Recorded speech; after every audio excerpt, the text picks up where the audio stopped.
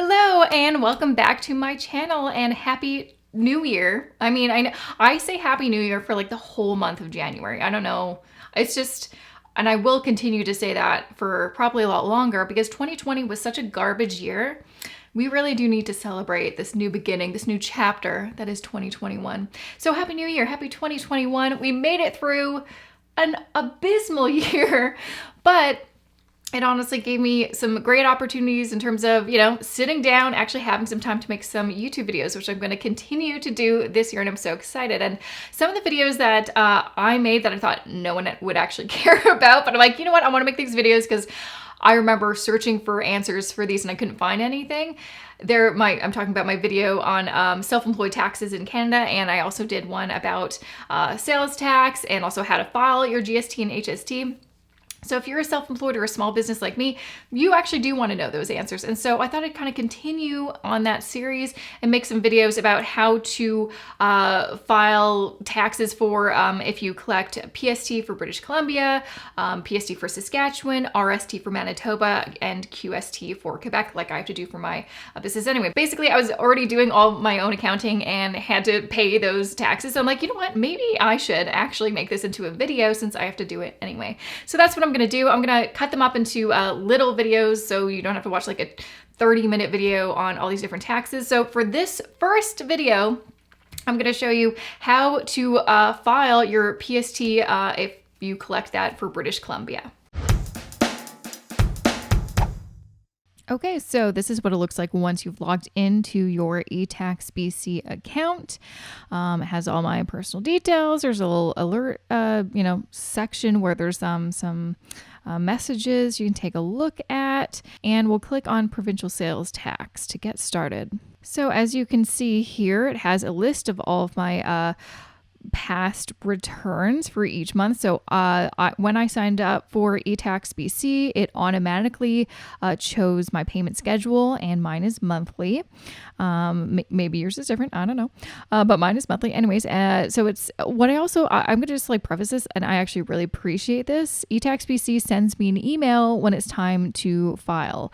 My GST and HST account does not do this. I wish it did. I have to keep track of that myself, but I appreciate the little nudge, the little email. Okay, so as you can see, it's like, hey, file a return. We're ready for you. So I'm going to click on this button, file a return. And honestly, the first time I did this, super easy. It's actually, I prefer it to the CRA's website. So you're going to like this too if you have to do it. So if you are just doing a nil return, super easy. You just click yes. And then you would really just go, I think, submit. But that's not what we're doing here. We're going to click no and then answer some of these questions. So total sales and leases excluding PST and GST. So enter your total sales and leases for that period. Enter your total sales and leases in Canada. So it says in Canada. So not to get confused, because I feel like sometimes you may be like, wait, are they talking about my total sales in British Columbia or Canada? As you can see, in Canada. So just take a look at, your accounting software, your spreadsheet, and type that in here. Next is asking enter PST collectible on sales and leases. So this would be, how much PST did you collect from your sales that came from BC? Very simple, and also has this description here. And I'm going to type that in right now. Great. And if you want to know, some more details, it says enter all the PST that you've collected or have levied but not collected. That's me because I don't get paid on time. In box B, this includes the 0.4% tax on energy products and the 1.5% passenger vehicle rental tax. Do not deduct any amounts from this box. Okay, perfect. Next, there's this box C, which I feel like I do not remember the first time I filled this out, but here we are. If you want to know what the hell box C is, there's a little bit of a description. I find it actually kind of confusing, but if you go, I just Googled this, you can find more information about box C, which has to do with commission right here. I'll link it in the description of this video if you want to check it out. As you can see, it won't even let me type anything in there, so I'm just going to move past that. Okay, so each business legal entity may claim only one commission for each reporting period, even if it has more than one registration number and files more than one tax return. Okay, great. So net PST due on sales and leases. So it looks like it deducted $22 from my PST collectible. Okie dokie. All right, and now there's a step 3, which honestly I'm going to move past because none of this applies to me, but it may to you. And as you can see, step 4, it has to do with adjustments. So you must keep documentation supporting each adjustment for audit purposes. Of course, that's pretty standard. You must provide the documentation on request. Unauthorized and unsupported adjustments claimed will be disallowed. So are you reporting only adjustments? That is a no. And PST on bad debt write-off, no. PST on amounts refunded, credited to customers, 0. Total adjustments, 0 for me. And lastly, total amount due. A $30 fee will be charged for dishonored payments. Do not do that. Does this not feel so much easier than the GST HST? Like, it's just one page, pretty standard, pretty easy. If you don't understand something, it has a very good explanation of everything on this page, which again, I will link to in the description. But very, very easy. So I'm going to click submit. And that's it. Confirmation. Your PST return has been submitted and your confirmation number is etc. You can review or change this request until it is processed. We estimate that this request will be processed at the end of the next business day. Thank you for completing your PST return. You're still required to make a payment. So continue to make a payment. Go make a payment. Click. I previously linked my bank account, and I would highly recommend that you have a specific bank account. I have a savings account at EQ Bank that I put all of my sales tax money in. It is separate from my income taxes.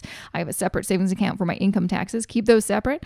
And so whenever I have to make a payment to my, BC PST or my GST HST or other provinces sales tax, all of the money that I need to pay is in that savings account. And so I link all of my different, eTaxBC and all the different accounts that I need to that savings account.